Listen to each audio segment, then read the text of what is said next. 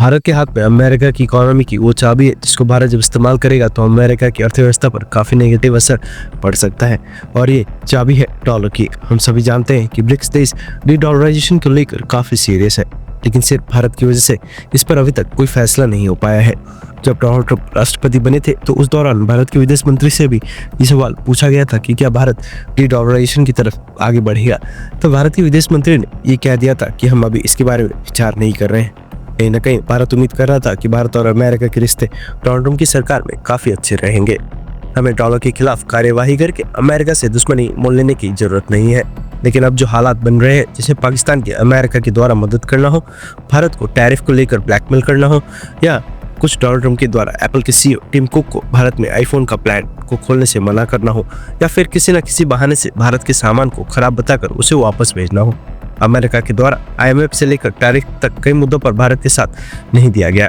ऐसे में सवाल उठता है कि क्या भारत अमेरिका को सबसे बड़ी चोट देने जा रहा है, क्योंकि इस समय अमेरिका उस पागल कुत्ते की तरह सबको काट रहा है जिसको ना ये पता है कि कौन उसका दोस्त है और कौन उसका दुश्मन। Canada, Japan, Australia, France, Mexico, India जैसे अमेरिका के मित्र देशों से संबंध खराब करना हो, या फिर रशिया, चाइना, डोनाल्ड ट्रंप ने संबंधों को खराब करने में बराबर का दर्जा सभी देशों को दिया है। यही कारण है कि डी-डॉलराइजेशन की मुहिम में ब्रिक्स से पहले फ्रांस, अर्जेंटीना जैसे देश जुड़ गए हैं, जो कि डॉलर पर से अपनी निर्भरता को कम करने के मामले में सबसे ऊपर है। डी-डॉलराइजेशन टॉपिक को हमें थोड़ा और डिटेल से समझने की जरूरत है, और यह भी जानने की जरूरत है कि आखिर पहले भारत के द्वारा क्यों ब्रिक्स देशों को का साथ नहीं दिया जा रहा था, और अब भारत डी-डॉलराइजेशन की तरफ क्यों बढ़ रहा है। दरअसल जब दुनिया के कई देश अमेरिका डॉलर की पकड़ से बाहर निकलने की कोशिश कर रहे थे, उसमें भारत ने सबको चौंका दिया था। जैसे समूह का हिस्सा होने के बावजूद भारत ने साफ साफ कह दिया था कि उसे डी-डॉलराइजेशन में कोई दिलचस्पी नहीं है, यानी भारत अभी अमेरिकन डॉलर को ही सबसे सुरक्षित मानता है। ये बात है फरवरी की। अगर आप में से किसी को नहीं पता कि डी-डॉलराइजेशन क्या होता है तो आसान भाषा में समझाएं तो डी-डॉलराइजेशन मतलब वो प्रक्रिया जिसमें देश अमेरिकन डॉलर पर अपनी निर्भरता को कम करते हैं। कई देश खासकर रशिया और चाइना चाहते हैं कि ट्रेड में डॉलर की जगह उनकी अपनी करेंसी इस्तेमाल हो, जैसे रूबल, युआन या फिर कोई ब्रिक्स की साझी मुद्रा। लेकिन ब्रिक्स देशों की इस मुहिम से भारत पीछे हट गया था और भारत ने साफ कहा था कि उसे डी-डॉलराइजेशन में कोई इंटरेस्ट नहीं है। भारत ने कहा था कि वो डॉलर सिस्टम को छोड़ने वाला किसी भी कदम में हिस्सा नहीं लेगा। मतलब साफ है, ना तो भारत डॉलर को कमजोर करना चाहता है और ना ही किसी नई मुद्रा को बढ़ावा देने में आगे आ रहा है। भारत के इस कदम की काफी ज्यादा क्रिटिसिज्म हुई थी, लेकिन हमें ये समझना जरूरी है कि भारत ने ये क्यों कहा था। इसके पीछे 4 कारण है। पहला, भारत के पास बहुत ज्यादा डॉलर रिजर्व है। भारत की विदेशी मुद्रा का बड़ा हिस्सा अमेरिकन डॉलर में है। अगर भारत डॉलर सिस्टम से हटा तो उसकी फाइनेंशियल स्टेबिलिटी पर असर पड़ सकता है। दूसरा, अमेरिका के साथ मजबूत व्यापारिक संबंध। भारत और अमेरिका के बीच टेक्नोलॉजी, डिफेंस और एनर्जी जैसे सेक्टर्स में गहरा सहयोग है। अगर भारत डी-डॉलराइजेशन की राह पर चलता है तो अमेरिका के साथ रिश्ते खराब हो सकते हैं। तीसरा, माइक्रो इकोनॉमिक स्थिरता का डर। भारत की अधिकारियों को डर है कि किसी और सिस्टम में जाने से देश में मुद्रा से जुड़ी अस्थिरता बढ़ सकती है। चौथा, भारत को इससे कोई सीधा फायदा नहीं। यहाँ रशिया को पश्चिमी पाबंदियों से बचने के लिए और चाइना को ग्लोबल लीडर बनने के लिए डॉलर से हटना जरूरी लगता है। वही भारत को ऐसा कोई सीधा फायदा नजर नहीं आता। इन्हीं कारणों की वजह से भारत ने ये बात कही थी। साथ ही जब डोनाल्ड ट्रंप ने सत्ता संभाली थी तो उस समय ही उन्होंने ये चेतावनी दी थी कि जो भी देश डॉलर के महत्व को खत्म करने की कोशिश करेगा उस पर 100% से ज्यादा टैरिफ हमारे द्वारा लगाया जाएगा। लेकिन आखिर अब ऐसा क्यों हुआ कि भारत वापस से डी-डॉलराइजेशन की मुहिम से जुड़ सकता है? इसका मेन कारण है डोनाल्ड ट्रंप के अड़ियल रवैया। डोनाल्ड ट्रंप ने सत्ता संभाली थी और दुनिया भर के देशों के खिलाफ कठोर कार्यवाही कर रहे थे।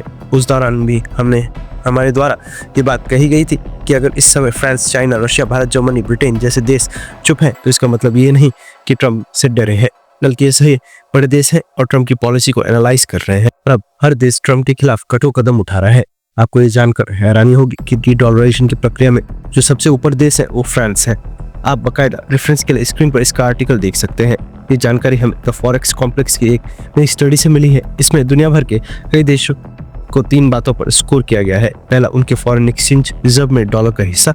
दूसरा, गोल्ड का शेयर। तीसरा, क्या वो ट्रेड में डॉलर की जगह कोई दूसरी करेंसी यूज कर रहे हैं या नहीं। हर देश को एक डी-डॉलराइजेशन स्कोर मिला है जिससे रैंकिंग तैयार की गई है। आपको जानकर हैरानी होगी कि इस लिस्ट में नंबर 1 पर कोई एशियन देश नहीं बल्कि फ्रांस है। फ्रांस का स्कोर है 69.66। फ्रांस के पास 72.2% फॉरेन रिजर्व गोल्ड में है, जो सबसे ज्यादा है। साथ ही फ्रांस दूसरी करेंसीज में भी व्यापार कर रहा है। मतलब फ्रांस ने डॉलर पर निर्भरता काफी हद तक खत्म कर दी है। दूसरे नंबर पर है अर्जेंटीना जिसका स्कोर है 53.2। इसके पास 61.7 मीट्रिक टन गोल्ड है, लेकिन गोल्ड का हिस्सा सिर्फ 17.5% है। अर्जेंटीना के पास लगभग 22.8 बिलियन फॉरेक्स रिजर्व है। अर्जेंटीना भी व्यापार में दूसरी करेंसी का इस्तेमाल कर रहा है, लेकिन उसका फोकस गोल्ड पर कम और ट्रेड डील्स में ज्यादा है। तीसरे नंबर पर सिंगापुर है, इसको 48.24। सिंगापुर के पास गोल्ड का हिस्सा सिर्फ 4.8% है, लेकिन उसके पास full foreign exchange reserves 379 billion के आसपास है, जो फ्रांस और अर्जेंटीना दोनों से बहुत ज्यादा है। मतलब सिंगापुर का फोकस है ट्रेड में वैकल्पिक करेंसी का इस्तेमाल करना, न कि रिजर्व स्ट्रक्चर को बढ़ाना।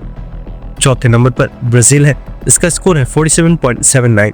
इसके पास 129.6 मीट्रिक टन गोल्ड है, लेकिन गोल्ड का हिस्सा सिर्फ 3.3% है।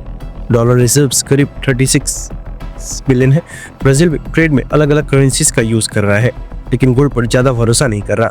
हालांकि अब सवाल आता है कि ये स्कोर कैसे तय हुआ। तो फॉरेक्स कॉम्प्लेक्स ने 3 चीजों को देखा: रिजर्व में डॉलर का अनुमानित हिस्सा, 40% वेटेज, गोल्ड का हिस्सा, और क्या देश ट्रेड में दूसरी करेंसी का यूज कर रहे हैं या नहीं। इसको बाइनरी यानी हाँ या ना में दिया गया। IMF का डेटा पूरी तरह से सही नहीं होता, तो उन्होंने ट्रेड रिलेशन, पॉलिटिकल अलाइनमेंट और सरकारी घोषणाओं को ध्यान में रखकर स्कोर तय किया। इस लिस्ट से साफ पता लगता है कि डॉलर पर से अपनी निर्भरता खत्म करने के मामले में इस समय अमेरिका के सहयोगी देश ज्यादा ऊपर है बजाय ब्रिक्स के देशों के। और अगर ऐसे ही हालात रहे तो भारत भी जल्द ही इस मुहिम में जुट जाएगा। फिर ये अमेरिका को काफी ज्यादा बैकफायर करने वाला है। भारत के पास अच्छे खासे डॉलर रिजर्व्स है, अमेरिका के साथ मजबूत ट्रेड, अटैक और डिफेंस रिश्ते भी हैं। भारत ने ऑलरेडी अपने पड़ोसी देशों के साथ रूपी में व्यापार करना शुरू कर दिया है और डॉलर को ट्रेड से हटाने की शुरुआत कर दी है।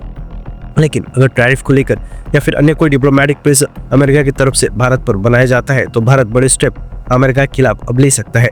साफ है कि कुछ देश वाकई में अपने फाइनेंशियल सिस्टम को डॉलर से अलग करने की तरफ बढ़ रहे हैं, जैसे फ्रांस, अर्जेंटीना और सिंगापुर। लेकिन भारत जैसे देश अभी भी स्टेबिलिटी को ज्यादा अहमियत दे रहे हैं। ये डी-डॉलराइजेशन ट्रेंड आगे और तेजी पकड़ सकता है या नहीं, ये तो आने वाला समय ही देखना होगा। लेकिन यकीनन ट्रम्प के अड़ियल रवैये के बाद अब भारत खुलकर ब्रिक्स देशों के साथ एक नई करेंसी बनाना या फिर डॉलर को ट्रेड से खत्म करने पर विचार कर सकता है। बहरहाल दोस्तों, फ्रांस का नाम देखकर क्या आपको हैरानी हुई, और क्या अब भारत को खुलकर अमेरिका के खिलाफ डी-डॉलराइजेशन की मुहिम में शामिल होना चाहिए या फिर अभी हमें इंतजार करना चाहिए? इस पूरे मैटर पर अपनी राय कमेंट बॉक्स में लिखकर जरूर बताएं। वर्ल्ड पॉलिटिक्स में काफी कुछ फेरबदल आने वाले समय में देखने को मिल सकता है। काफी नए संगठन, नए रिश्ते बनते हुए दिखाई देंगे, जिसमें भारत, चाइना और रशिया भी एक साथ मिलकर अमेरिका के खिलाफ खड़े हो सकते हैं। इन सभी फॉरेन अफेयर्स से जुड़ी खबर आपको हमारे चैनल पर देखने को मिलेगी।